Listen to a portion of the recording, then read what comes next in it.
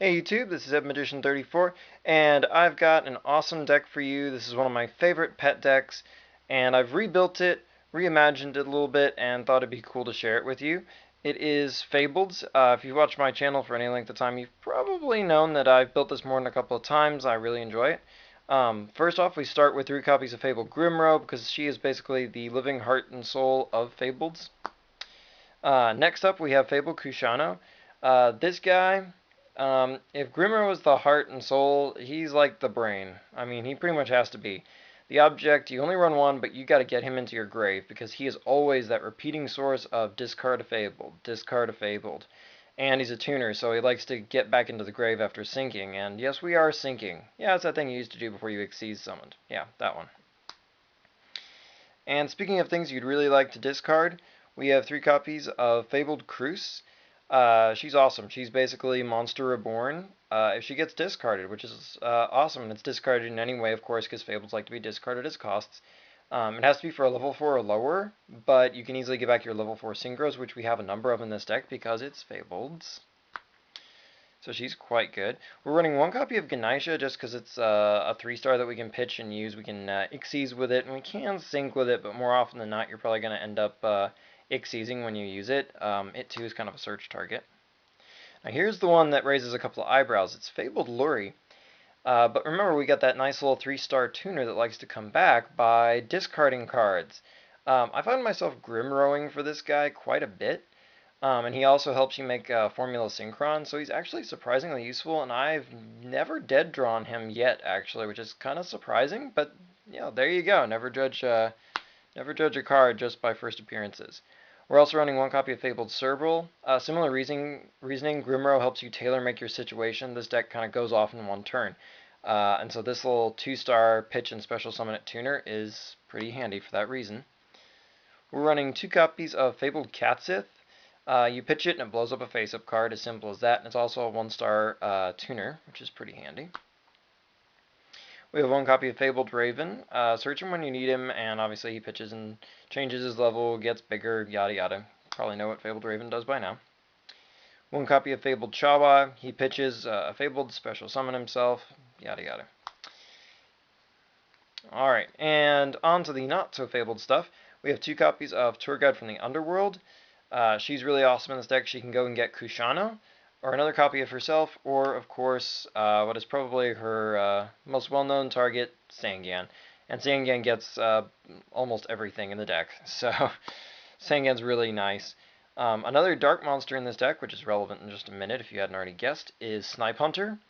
He's a good Sangan target, and obviously he can just pitch, blow up, pitch, blow up. It's fun to pitch Catsith to this guy.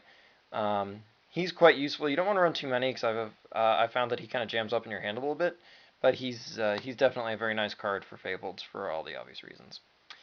I'm running just 1 copy of the Tricky because multiples of him just tends to be a little too much, to be honest. But 1 copy of him is handy. Thunder King's prevalence is one more reason that I'm not necessarily a huge fan of the Tricky right now, but still that 1 copy is quite useful.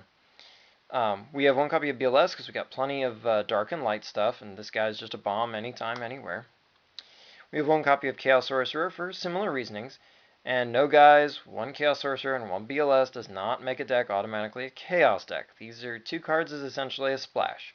They just make sense, though, because you're going to have the materials more often than not, and they're good powerhouse cards that force out plays from your opponent. So, no-brainers, really. We have Gores because oftentimes you can be left with little on the field. So he's a great follow-up, good way to reclaim control, and he's dark, and he produces a light monster. We have Honest, lots of light stuff, lots of ways to use and abuse. Moving on to our spells, we have Monster Reborn, pretty obvious choice here. Dark Hole. Pot of Avarice, we send a lot of stuff to the grave really quickly. This also lets you reuse that stuff from the extra deck, and that can also be fun to accelerate through your regular deck by putting stuff back into your extra deck, of course. 1 copy of Heavy Storm.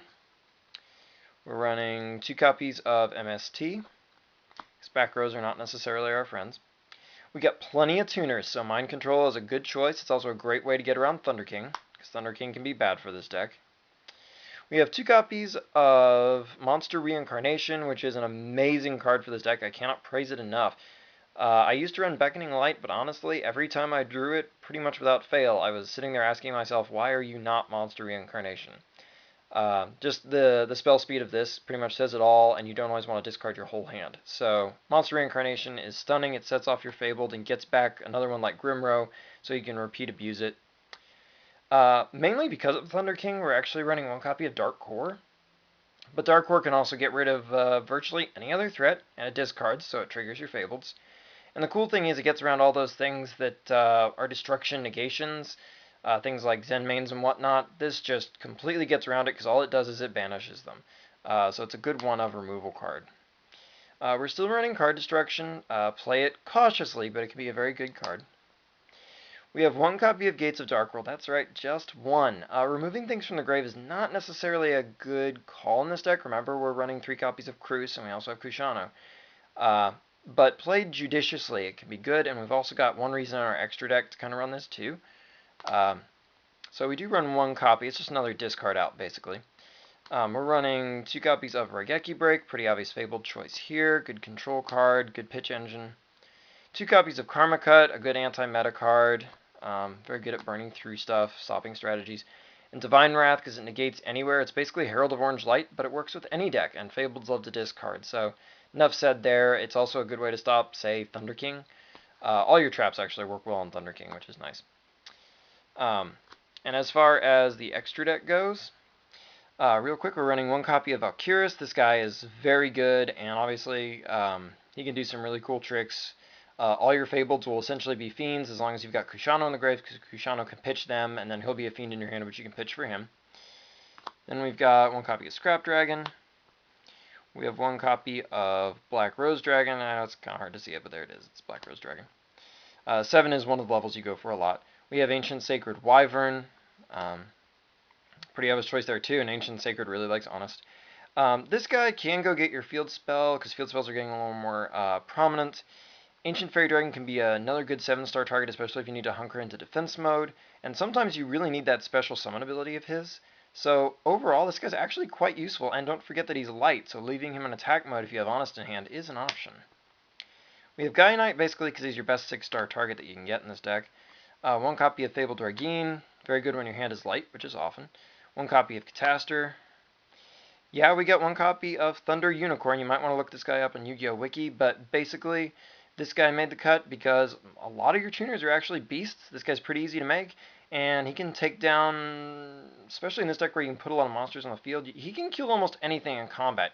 So he's actually a pretty useful, albeit not something you think of right away, but he's actually a very useful monster. We got one copy of Fabled Unicorn. This guy's amazing, and you can of course get him back with Cruz. We have one copy of Kudabi. You find yourself limited on hands a lot, and so you can use Cruz once again to bring this guy back, and he can be an excellent wall. 2200 attack doesn't stink either. Armory Arm, that's largely for BLS, of course.